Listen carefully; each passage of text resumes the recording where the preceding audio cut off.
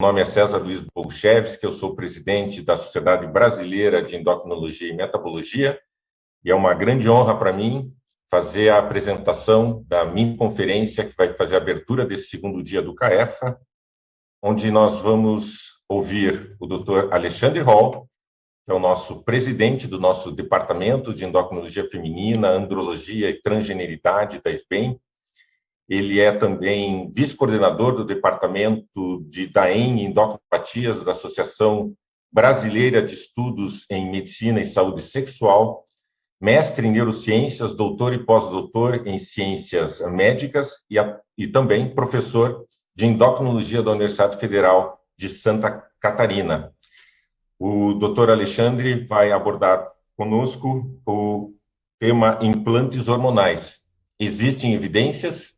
Como nós destacamos já ontem na abertura do CAEFA, após esta apresentação, nós teremos o posicionamento da nossa sociedade sobre este tema.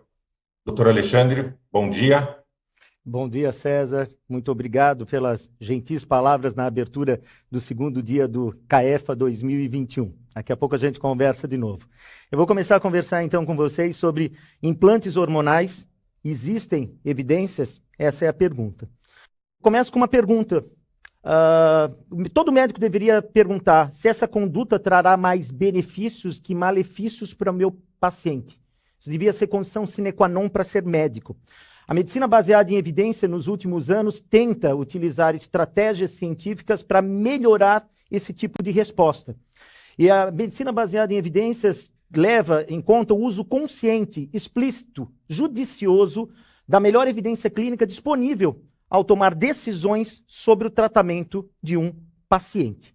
E se criou a pirâmide de hierarquia das evidências, onde existem diversos vieses que podem confundir uma pessoa ao tomar uma decisão. Viés de seleção, aferição, confusão, intervenção, segmento, análise, interpretação, publicação. Por isso que a base da pirâmide é experiência pessoal. Então, experiência pessoal é a evidência mais frágil. Dizer que tem pacientes utilizando tal estratégia farmacológica não tem grande valor científico. Isso é seguido, posteriormente, pelos estudos de séries de caso, pelos estudos de corte, estudos transversais, os estudos randomizados, os RCTs, que é a principal evidência que, quando somada, leva a revisões sistemáticas dos estudos randomizados controlados. E é isso que faz com que nós aumentamos o poder das evidências para responder duas perguntas: eficácia e segurança. Nesse sentido, a medicina baseada em evidências traz uma informação. O que é evidência? São as pesquisas clinicamente relevantes, especialmente centradas em pacientes e que prezam pela acurácia de testes diagnósticos, pelo poder de marcadores e pela eficácia e segurança de procedimentos terapêuticos e preventivos. Experiência clínica é importante? Claro que é. Precisa-se saber se aquilo que foi estudado é replicado, mas tem que ser estudado. E a opinião do paciente, o desejo do paciente é algo que tem que ser levado em consideração. Só que não é o motivo principal. Não adianta a paciente dizer que quer botar uma prótese de silicone de 1,5 litro e isso ser impossível de ser feito. Então, não é algo que toma a primeira colocação. Eu vou dar um pequeno exemplo. Então, quando a gente vê a história ao longo dos anos das anfetaminas, a gente teve um uso inadequado de pessoas que não tinham indicação, principalmente pessoas que tinham IMC normal e queriam perder 2, 3, 4 quilos e usaram anfetaminas. O uso de anfetaminas como pelos caminhoneiros, pelos rebites de caminhoneiro. E o que aconteceu? Isso gerou informação e gerou uma série de problemas que foram levados em consideração quando da retirada delas do mercado, e um tema polêmico até hoje. Um outro cenário foi a reposição hormonal feminina, que durante os estudos observacionais se viu que podiam ser benéficos. A gente sabe que o estrogênio é o melhor hormônio para a mulher, é o que faz ela ter uma série de benefícios cardíacos com relação ao vaso sanguíneo, tudo isso. Só que repor é a mesma coisa, veio o WHI. Com todos os seus questionamentos, a idade das pacientes, o tipo de hormônio utilizado, mas ele trouxe uma evidência, sendo um RCT, que fez um questionamento. E trouxe a história da janela da oportunidade. Quais são as mulheres que podem, quais são as mulheres que precisam, as que vão ter realmente benefício. Não é para todo mundo. Então, isso que a medicina baseada em evidências vai construindo, saber quem pode, quem precisa, para quem vai ser melhor. Um outro conceito que tem que ser levado em consideração é sobre vias de administração. Na realidade, quando a gente vê essa discussão, a gente vê a fragilidade do entendimento da imensa maioria das pessoas com relação à farmacocinética e farmacodinâmica dos medicamentos. Existem muitas vias de administração, muitas. Olho, inalação, via oral, sublingual, adesivo, transdérmico, epidural, retal, parenteral, muitos locais, tópico. E o que a gente tem? A gente tem que entender que elas são diferentes. Vamos fazer uma coisa bem didática? Olha lá. Olha como é diferente quando eu faço uma injeção subcutânea, quando eu faço uma injeção intramuscular, quando eu faço intravenoso, quando eu ponho em cima da pele transdérmico ou quando eu ponho um implante. Uma coisa é diferente da outra. Vamos fazer um raciocínio rápido? Eu posso, por exemplo, aplicar testosterona que é intramuscular dentro da veia intravenosa? Olha a minha cara. Não. Vamos para o mais simples. Vitamina B12, que é feita intramuscular, de depósito, eu posso fazer intravenosa? Não. Então as pessoas têm uma noção de que é diferente, só que quando se vem para o tema de implantes, vem com uma facilitação achando que é a mesma coisa. Remédios que foram estudados por via oral, eles querem utilizar na forma de implantes. E aqui, de novo, é o entendimento de que as curvas de absorção elas são completamente diferentes quando eu faço uma medicação intravenosa, intramuscular, subcutâneo e oral, que vai passar pelo trato digestório. Então, o que a gente tem? A gente tem um cenário que talvez nos últimos 20 anos se desenhou aqui no Brasil e que veio com a palavra chip, que na realidade é essa imagem que tem aqui, que foi desenvolvido nos Estados Unidos, pensando realmente como sendo um chip, algo bem avançado, mas o que se fala hoje no Brasil de chip, na realidade, são os implantes. Esses implantes subcutâneos, que podem ser implantes tubinhos absorvíveis ou não absorvíveis, né? Então, um que vai ser absorvido pelo corpo e outro que não vai ser absorvido. Mas o que importa não é muito o formato ou a absorção, é o que é colocado lá dentro e a mistura que é feita desses hormônios. Para evidência, quando eu coloco a palavra gestrinona em inglês no Medscape, aparecem 6 referências, todas associadas à endometriose. Ok. Quando a gente põe gestrinona, isso eu fiz agora no dia 1º de novembro no PubMed, aparecem 276 referências. E observem que o pico de publicações, com 23 publicações, foi na década de 80. E não aumentou. Diferente quando eu pego, por exemplo, a palavra endometriose. Ao longo, desde 1927, isso só aumenta, porque a evidência vai aumentando com relação à doença. Se eu coloco implante de gestrinona, olha o que acontece. Eu tenho um pico de informação lá na década de 80, e depois isso foi se diluindo. Mas mesmo assim, esses 28 trabalhos sobre implante de gestrinona, eu busquei um por um. E estão todos aqui do lado de vocês. Um por um. Desses 28 trabalhos, observem que os que estão pintados são para endometriose. 2, contracepção de emergência, e 1, contracepção. Os que estão em verde são em modelos animais, ratas tratando endometriose. Os que estão em azul são revisões. E os que estão em amarelo são de gestrinona, mas na forma oral para endometriose. E que a gente tem 1, 2, 3, 4, 5, 6, 7, 8 estudos, todos na via oral. Quando a gente pensa em bula, existe o bulário oficial da nossa Agência Nacional de Vigilância Sanitária. Quando eu coloco a palavra gestrinona no bulário, não existe registro encontrado. Então não existe bula de gestrinona hoje autorizada no Brasil. Eu vou mais. Quando a gente pega a lista de substâncias proibidas pela Agência Mundial de Antidopagem, utilizada no planeta inteiro e utilizada aqui no Brasil também, observem que existe a lista dos anabolizantes. Senhores, senhoras, quem está como lista de substância proibida anabolizante? Gestrinona. O mundo inteiro sabe disso. Olhem que também nessa lista está lá a testosterona, que também é sabido como um agente anabolizante e proibido. Tá? Dentro do esporte. Ainda para a Anvisa tem a lista C5, que são das substâncias anabolizantes e que precisam de uma receita controlada, uma receita que o médico tem que botar CPF e CID da doença quando são esses esteroides quando são as substâncias anabolizantes. E o que chama a atenção é que mesmo a gestrinona sendo reconhecida internacionalmente, médicos colocando implantes de gestrinona no Brasil, ela não está na lista C5. Esse é um dos chamamentos do nosso posicionamento. A reclassificação da gestrinona como uma substância anabolizante e que tenha critérios de dificuldades de prescrição. É tão complexo que, alguns anos atrás, o FDA precisou mudar a bula das testosteronas para tratamento em homens. Não existe testosterona aprovada em formulações prontas nos Estados Unidos para mulheres, só para homens. Mas por uma série de trabalhos que foram apresentados há alguns anos atrás, que questionou a segurança cardiovascular, foi colocado um warning box falando do risco aumentado a partir dos 60 a 65 anos dos homens utilizando testosterona com relação a infarto do miocárdio e AVC.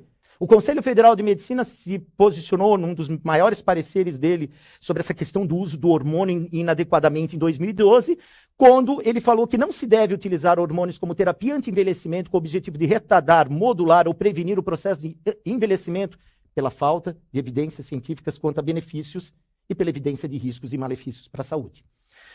Em 2018, a Febrasgo se posicionou a respeito de implantes de gestrinona. A Febrasgo é uma das 55 sociedades, no caso federação, que organiza as especialidades médicas no Brasil. Ela responde pela ginecologia e obstetrícia e ela põe lá embaixo. O implante de gestrinona não é uma opção recomendada por eles. Não é. Agora, dia 8 de setembro, eles de novo fizeram um posicionamento sobre implantes para anticoncepção e para o climatério e de novo falaram que não tem escassez ou falta de publicações detalhadas dessas preparações. Então, eles são contrários, eles não recomendam os implantes hormonais manipulados não aprovados pela Anvisa. A SBEM já há muito tempo falou que é contrário ao uso de hormônios, seja por meio de implantes ou não, com objetivos estéticos ou para melhora da performance. E aqui eu trago isso, e eu já mostrei isso mais de uma vez. Quando quiserem saber como dá errado, por favor, entrem, ponham no YouTube, Geração Testosterona. Esse é um relato de um marido que perdeu a esposa algumas semanas depois de colocar um desses implantes. Eles moravam nos Estados Unidos, ele mora ainda lá. Ela veio para o Brasil, são brasileiros, ela colocou. E o que ele conta é como se fosse uma indústria de colocação de implantes. E quando dá errado, eles não tiveram a menor assistência de quem colocou. Por favor, vejam. Mensagens para casa. Vias de administração de fármacos são todas iguais? Não. Estudos realizados em uma via de administração significa que os resultados são iguais nas demais vias? Não. Atualmente, a formulação de testosterona aprovada para mulheres por agências regulatórias no Brasil, Estados Unidos e na maioria dos países? Não. É possível afirmar sobre a eficácia e segurança de um tratamento sem estudos RCTs? Não. Implantes hormonais são amplamente estudados por RCTs no tratamento de diferentes doenças? Não. E por fim, implantes hormonais devem ser utilizados com fins estéticos? Não. Tudo isso fez com que a Sociedade Brasileira de Endocrinologia e Metabologia se reunisse para fazer o que a gente vai fazer a partir de agora. Eu chamo novamente, por favor, o Dr. César Boguszewski. A partir de agora, nós vamos apresentar, deixa o Dr. César voltar, por favor, o posicionamento da Sociedade Brasileira de Endocrinologia e Metabologia sobre uso e abuso de implantes de gestrinona no Brasil. É específico. A gente focou em um ponto exato disso daqui, e eu chamo a atenção para vocês que, a partir de agora, todo mundo que quiser apresentar o posicionamento, que vai estar no site daqui a pouco, por favor, marquem o Conselho Federal de Medicina, marquem a Agência Nacional de Vigilância Sanitária. É preciso uma movimentação para que a gente tenha a repercussão que a gente acredita que vai ter. A gente está confiante da Anvisa tomar uma providência. Ela já pré-reconheceu que a gestrinona não deveria estar sendo feito o implante, talvez ela não tivesse a dimensão do que nós estamos mostrando para eles. Então é importante que exista esse movimento a partir de agora. Vamos lá. O posicionamento da Sociedade Brasileira de Endocrinologia e Metabologia sobre o uso e abuso de implantes de gestrinona no Brasil. Então, a gestrinona é um hormônio esteroide progestágeno sintético com ações androgênicas, antiandrogênicas e antiprogestogênica. Começou nos anos 70 e tem um registro que eu mostrei para vocês. E para endometriose, fora o uso oral, ela não tem registro nenhum do uso parenteral, mesmo para endometriose. Eu mostrei para vocês também da questão dela com relação a ser um anabolizante e da lista de doping, e que a gente precisa colocar ela na lista C5 que tem dos anabolizantes no Brasil. Então, isso também está referenciado no nosso posicionamento. Além disso, a questão da testosterona, ela vai somente na mulher com transtorno do desejo sexual hipoativo, que é uma exceção de uma exceção de uma exceção. Então, não existe indicação médica formal do uso de testosterona e de outros derivados androgênicos, incluindo a gestrinona, para mulheres, por exemplo, na pré-menopausa, com transtorno do desejo sexual hipoativo. Tudo foi estudado na pós-menopausa, para esse nicho pequeno de pacientes. Tá? Falo também, falamos, eu e o Dr. César, a sociedade fala da questão dos efeitos colaterais que não tem bula desses implantes. Os implantes precisariam ter bula para dizer efeitos colaterais, a dose, a interação medicamentosa, os estudos de segurança e de eficácia, e isso não tem. Eu mostrei que o bulário eletrônico da Anvisa não aparece a gestrinona. Eu falo também do estudo recente, publicado agora em 2021, que o FDA mostrou que quando você compara formulações prontas e formulações customizadas no Brasil, manipuladas, o risco de efeitos colaterais na manipulada é muito maior, muito provavelmente pela busca do seu efeito anabolizante. E reforçamos que a Endocrine Society já se posicionou, a Associação Americana de Menopausa já se posicionou e que a Febrasgo já se posicionou contrárias a tudo isso. E para o fechamento do posicionamento, eu chamo, por favor, o Dr. César Bogusevic, por gentileza.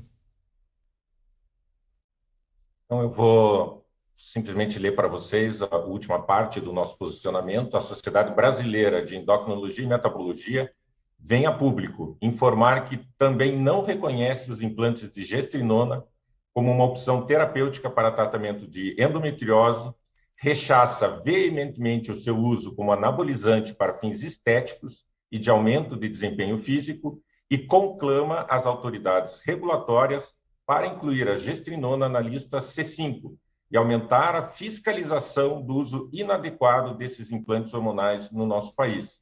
Então, lembrando a todos os nossos sócios, principalmente, que sempre nos cobram essa atitude, que a SBEM tem essa característica de alertar, como nós estamos fazendo, como o doutor Alexandre mostrou claramente, mas, obviamente, nós não somos órgãos fiscalizadores e regulatórios, nós esperamos que estes órgãos, como o doutor Alexandre bem ressaltou, tomem as providências necessárias para coibir esse uso abusivo que nós temos hoje. E isso, como vocês sabem, é diferenciado, e o doutor Alexandre agora vai mostrar para vocês todas as referências incluídas no nosso posicionamento. Alexandre. Isso, nós utilizamos referências nacionais e internacionais, todos os posicionamentos citados estão nas referências do posicionamento que vai ficar online a partir dos próximos minutos e reforço aquilo que é um pedido meu, pedido do César, um pedido da SBEM, quando forem utilizar essa ferramenta hoje em dia nas mídias sociais, por favor, marquem a SBEM, marquem a Anvisa, marquem o Conselho Federal de Medicina, porque é dessa maneira que sociedades médicas atuam. A sociedade médica não fica em conversa com pessoas individualmente, não vai haver bate-boca, isso não vai acontecer. Existe o posicionamento em cima do que a gente acredita de ser ciência e as autoridades regulatórias é que vão conversar com essas pessoas que estão utilizando. Para nós é o chamamento porque a gente está enxergando os efeitos adversos associados com essas terapias. César, por favor. Perfeito, Alexandre. Exatamente isso, né? Então, a nossa proposta aqui é uma proposta ética e de ciência, científica. Ressaltar mais uma vez que é bem importante, não é para bater boca, como o Alexandre falou, não é o nosso objetivo. A SBEM tem realmente a tradição histórica de 70 anos, né, em busca da melhor ciência, da melhor evidência científica e do melhor comportamento ético, né, sem interesses comerciais puramente, como acho que foi bem claramente demonstrado na apresentação. Então, a partir de hoje, todos os nossos associados já têm acesso a esse posicionamento, né? E a gente espera que isso repercuta positivamente entre os endocrinologistas do Brasil.